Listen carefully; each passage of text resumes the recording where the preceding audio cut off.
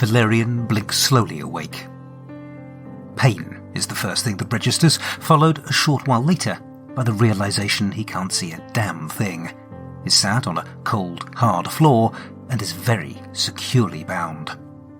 To another person, it would seem. "Tatters?" he whispers, realizing there's something covering his head and that everything hurts a lot more than it's supposed to. "Is that you?" Tatters, with her back to him, can only groan in response. He knows just how she feels. Without warning, the bag is pulled off his head and he is momentarily blinded, though only a pair of candles light the room. As his vision slowly adjusts, he can make out the silhouette of a woman standing over him, arms crossed, with another figure behind her, one that seems to glint in the candlelight. "Miss Montisario?" Valerian ventures.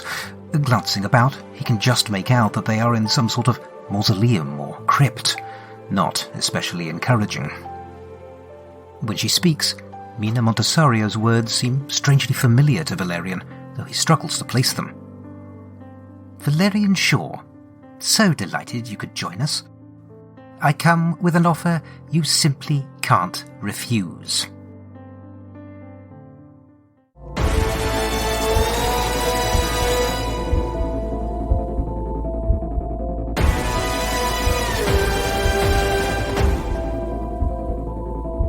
Hello and welcome to The Lone Adventurer, an actual play solo RPG podcast with me, Carl White.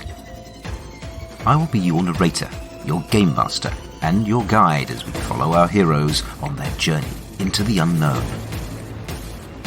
For this game, I'll be using the Blades in the Dark rule set, as well as a variety of other systems, tools, and tables as they take my fancy. A word of warning. The following scenes may contain mature themes and disturbing imagery. Listener discretion is advised. The adventure continues.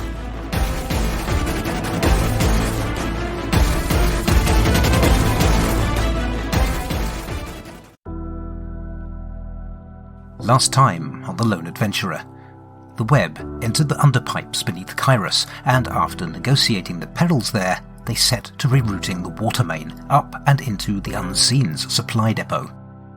Millions of gallons of water blasted up into the warehouse, destroying the Unseen's stockpile of infernal powder and killing many of those guarding the warehouse. The Spider's carefully laid plan had been a complete success.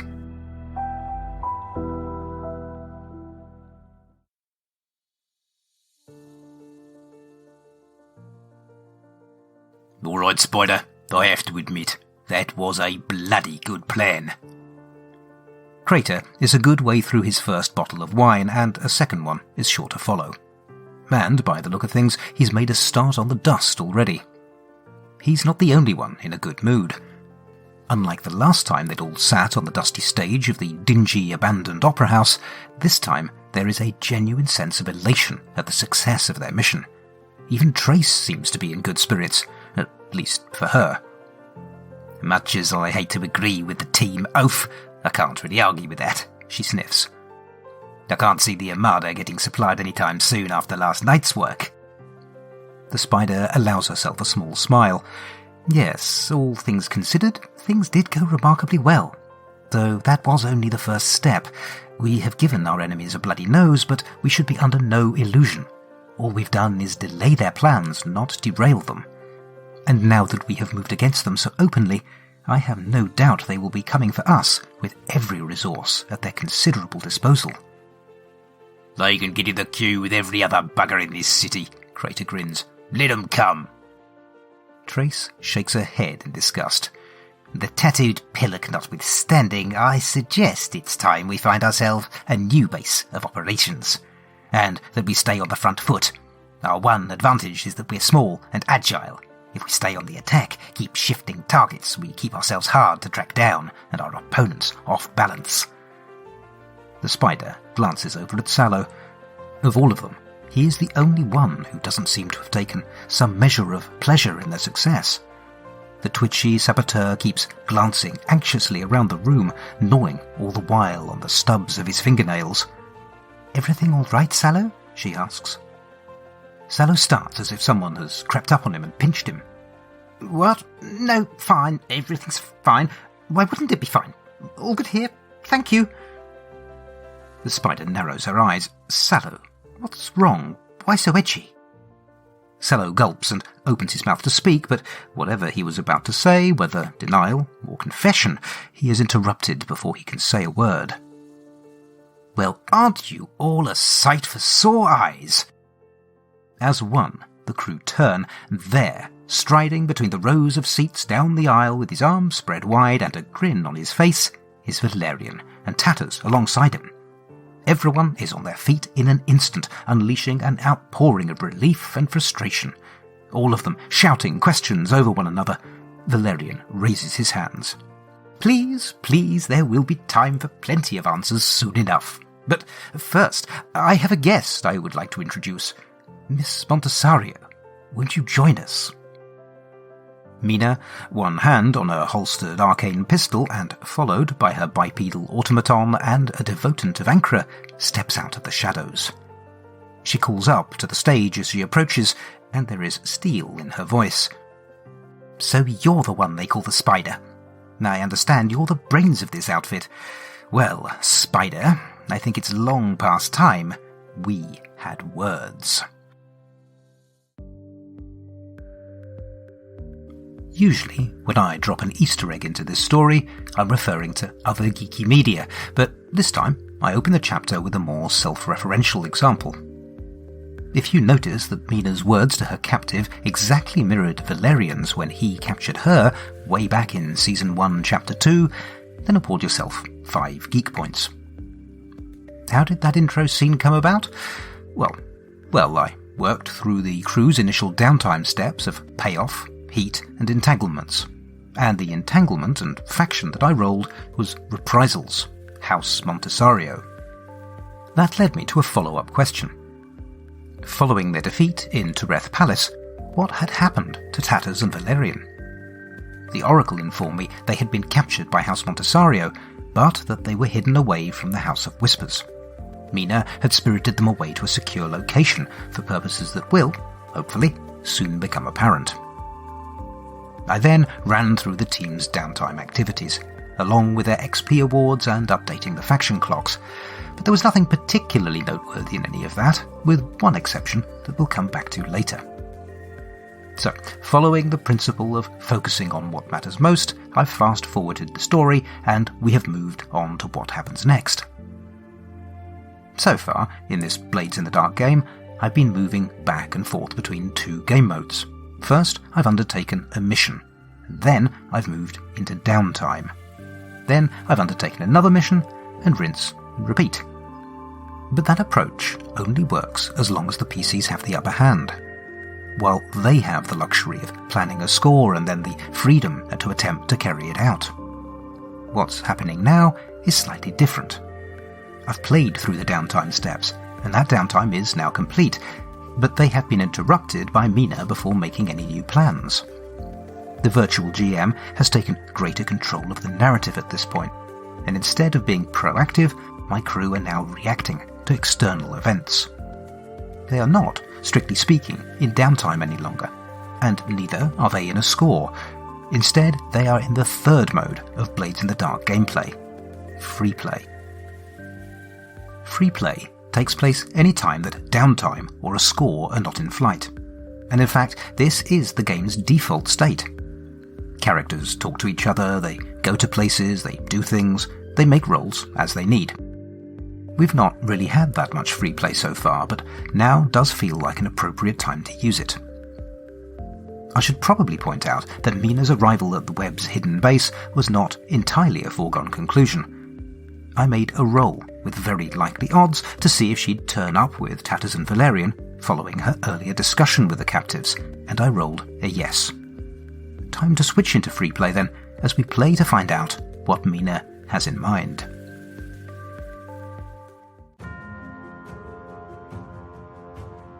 The spider gestures for her companions to sheath their weapons and inclines her head. Mina Montisario. An unexpected arrival, given that this place is supposed to be a closely guarded secret. She fixes Valerian with a flinty gaze, then looks back to Mina. But it is a welcome one, nonetheless. You are quite right. We do have a great deal to discuss. Would you join us? The group climbs up to the stage, Mina striding ahead until she stands face to face with the spider. Unnoticed, behind her, Tatters slows, then stops, putting a hand to her temple and grimacing. Mina glowers up at the web's leader. Quite the game you've been playing, Spider. First with me as a pawn, and now it seems with the whole city as your game board. Most of which is now on fire. Tell me, is there a strategy behind all this chaos? The spider smiles, though it doesn't quite reach her eyes. As I recall, Miss Montisario, we are not the only ones with a penchant for blowing things up. But the question is a valid one. In the face of the insidious menace this city faces, a strategy is exactly what we need. I trust Valerian and Tatters here have filled you in on what we... She trails off as she notices Tatters. The Arcanist seems to be in some distress. Valerian places a protective hand on the young girl's shoulder and glances at his companions. She'll be all right. She's had a rough run of it of late, what with the prison escape and then the fight at the palace. It's taken a lot out of her. Tatters shrugs him off, exasperated. Shut up, you idiot. There's something wrong here. I can feel a presence, something hidden. As if stepping through an open door in thin air, Lord Tortimus emerges from the shadows, his flatulent pug Susan in the crook of one arm. He smirks as the group scramble back in panic, fumbling for weapons for the second time in as many minutes. An impressive trick, young lady. It would seem the time for concealment is done. He gestures carelessly, and what an instant before had been merely vague shadows has suddenly and unmistakably become a dozen or more black-garbed vampires clinging to the chamber ceiling. Tortimus smiles.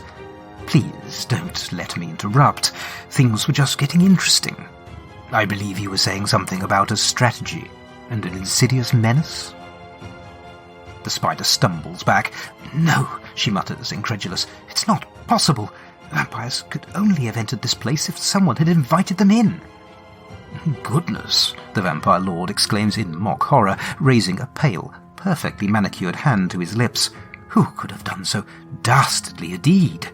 And he gives Sallow a conspiratorial wink that is impossible for the others to miss. Sallow looks as if he wishes the stage would swallow him up, but it shows no sign of cooperating. He folds under the stares of his companions, by turns betrayed, accusatory, and heartbroken. I'm sorry, he wails, dropping to his knees, hands clasped in front of his face. You don't understand. I had to do it. I had no choice. Trace spits, contempt dripping from every word. You had to kill us all. What possible reason could you have had to sacrifice every true friend you ever had?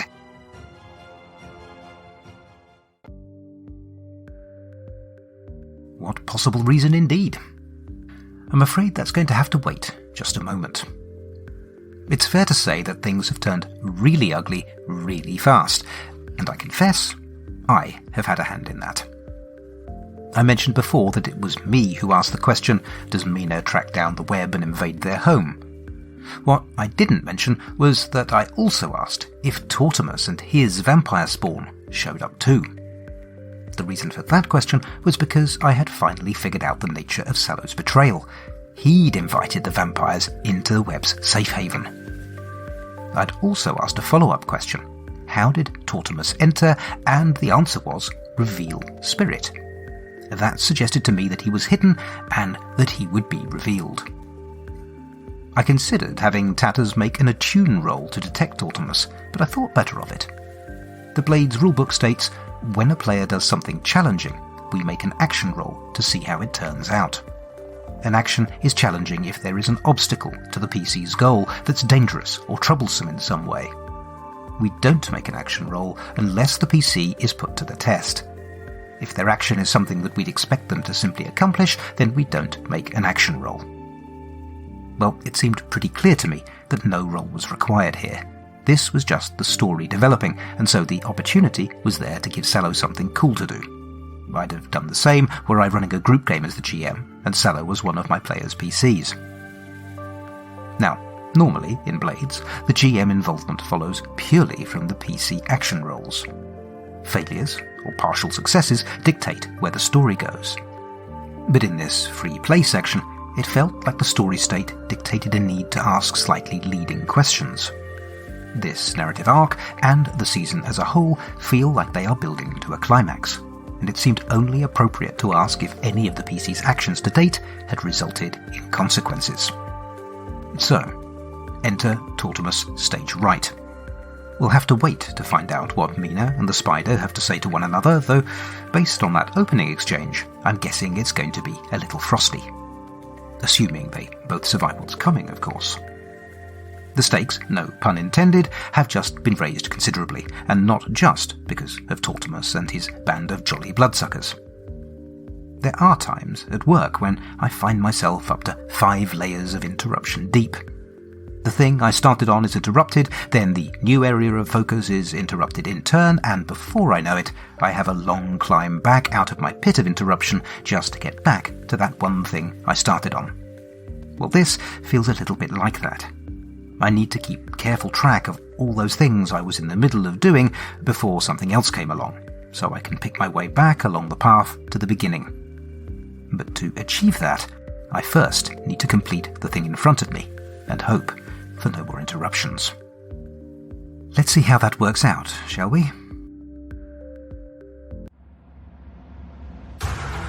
Are you looking for a D&D podcast with a dark side? Something more like Game of Thrones and less like Monty Python? Tale of the Manticore is part dark fantasy audio drama, part solo D&D RPG. There's no plot armor here. The dice make all the important decisions. Join me as I resurrect the excitement, wonder, and emotion of old-school D&D. Made for a mature audience, Tale of the Manticore is both a fiction and a game. It's the story where chaos rolls.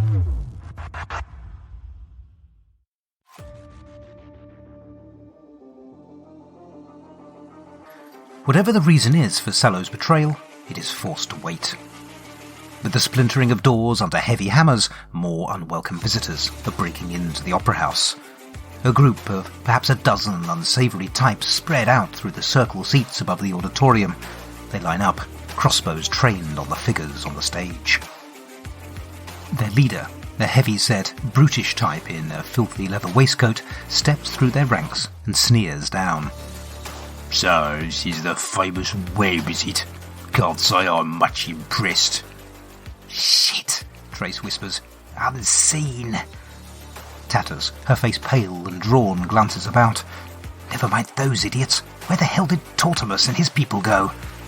Valerian shrugs hopelessly, looking around in vain for any form of cover that is not soft furnishings. Crater takes a swig from his bottle and grins up at the newcomers. Wade, isn't it? You're bossing up with you, fat man. The shapeshifter, calling itself Wade, looks suitably taken aback. How the Never mind. My boss, as you call her, drowned along with our supply and pretty much everyone else in that depot.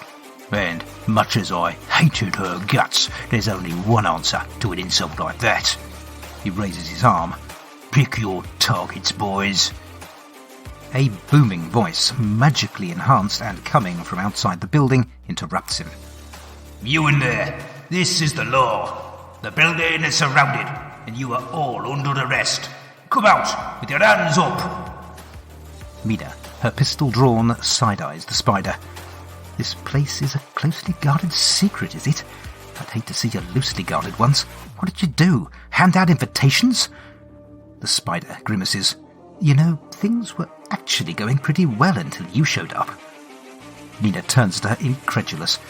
You are not seriously saying that this shitshow is somehow my fault? Behind them, Crater grins broadly. He looks like he's having the time of his life. Valerian glowers at him. What the bloody hell have you got to look so cheerful about? The big man shrugs, his white teeth stark against the blue ink of his facial tattoos. I don't know. I'm just a glass half full sort of bloke, I reckon. I'm about to get to crack some skulls, and I figure that, just for once, things can't possibly get any worse. And it's at that exact moment that the Seeker airship comes smashing through the Opera House roof, and everything that wasn't there already goes utterly to hell.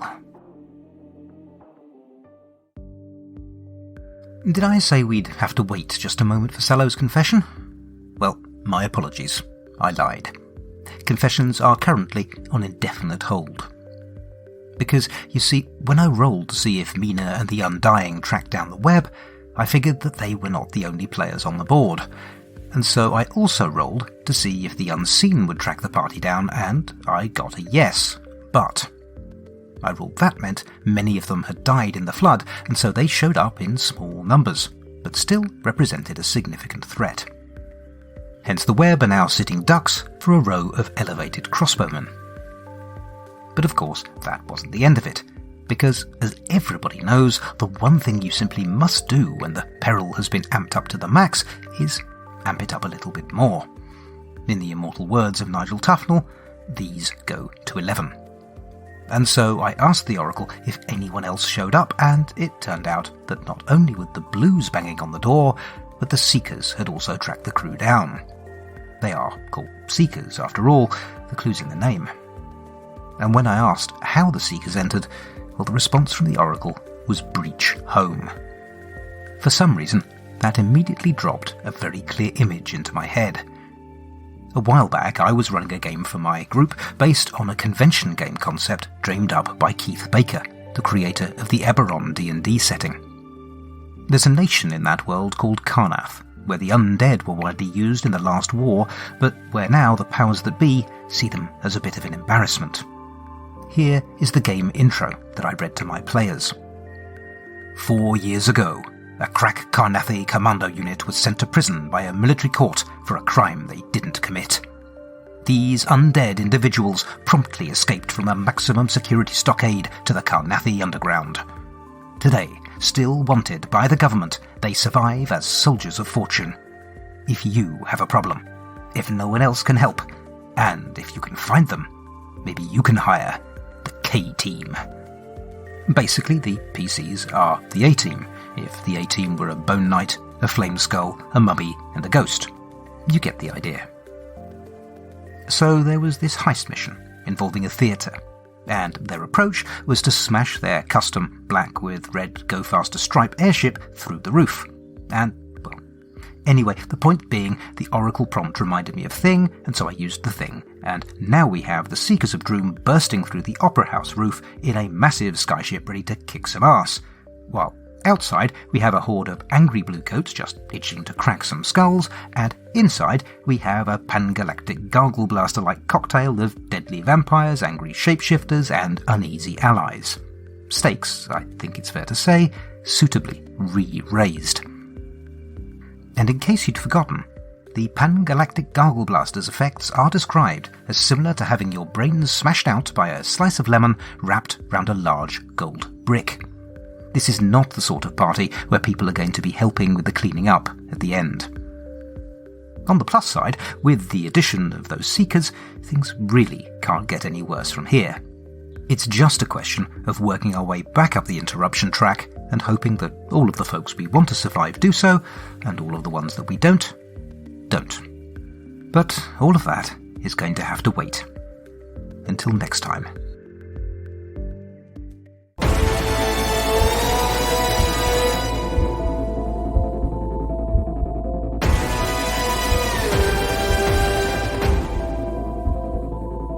You have been listening to The Lone Adventurer, the solo RPG podcast played, written, and performed by me, Carl White. If you've enjoyed this episode, please consider telling your friends about it or leaving a 5-star review wherever you get your podcasts. It really is a huge help. You can find me on Twitter at TheLoneADV. You can email me at theloneadv@gmail.com or follow my blog at carlillustration.wordpress.com. You can find show notes for this episode and all the others at theloneadventurer.podbean.com. where I include any links mentioned in the episode as well as mechanics information. I also include a link to a full episode transcript. The story will continue in the next episode of The Lone Adventurer. Thank you for listening.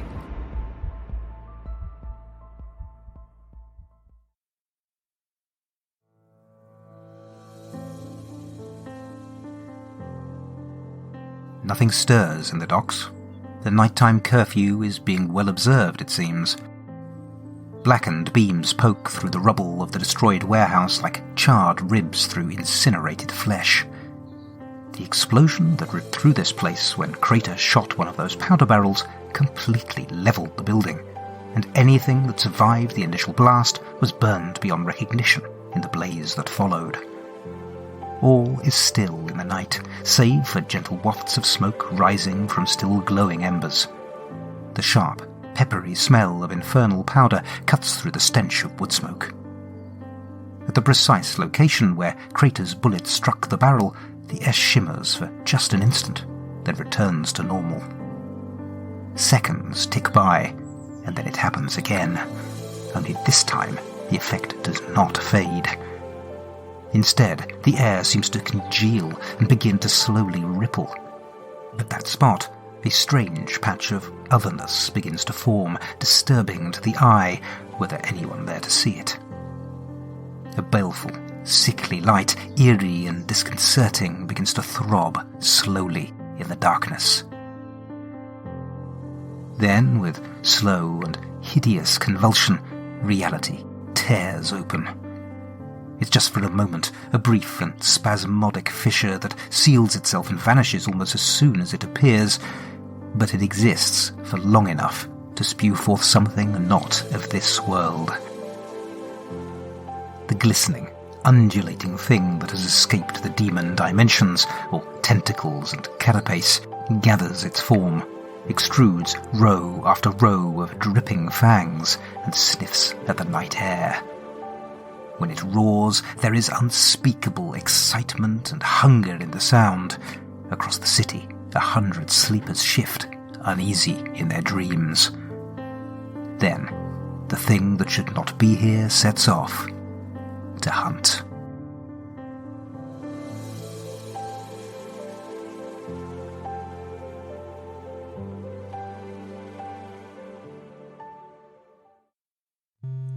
Hello and welcome to my promotional trailer of enticement. My name is Art the Solo Gamer, and I am the storyteller and game master for a bi-weekly actual play podcast called The Solo Gaming Experience.